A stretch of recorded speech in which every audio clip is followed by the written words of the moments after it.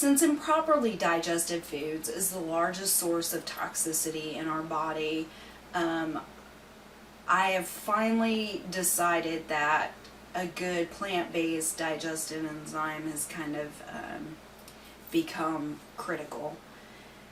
And there's a couple reasons for this, one of which all cooking and processing of food destroys the enzymes that were present in the food.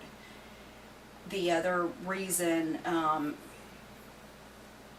is the process of irradiation. And irradiation is the chemical process by which food manufacturers are destroying enzymes present in the food so they can store it longer, so they can ship it across the country.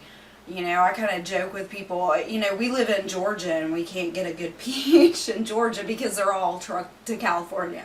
Here, in Georgia we get California peaches, which, no offense, are quite horrible, mainly because they weren't ripened. Just like even good Georgia peaches to Californians are probably nasty for the same reason. They're not actually ripe. So irradiation is the process which they destroy the enzymes purposefully so they can preserve the shelf life. It's my understanding that now even organically grown foods can now be irradiated without them losing their organic certification. So it's really gotten to be a huge problem. Another issue is, in this country, we kind of eat just on to the next thing, we just kind of choke down our food. Nobody chews properly. We all generally chew just enough to not choke, and then down it goes. So because mechanical digestion is not there through chewing, because of that, our bodies require more chemical digestion, therefore, depending more and more on enzymes. The older we get, the less pancreatic enzymes our pancreas can produce, so it eventually puts a significant strain on both the pancreas and ultimately the liver.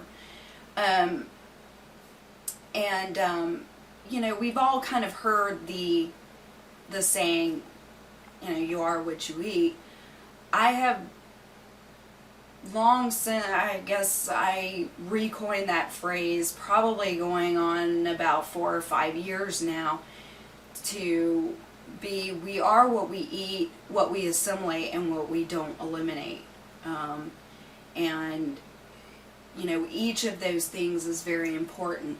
I could take a really good, I could take supplements all day long, but if I'm not assimilating those nutrients, and I see this all the time with clients, they don't have good digestion.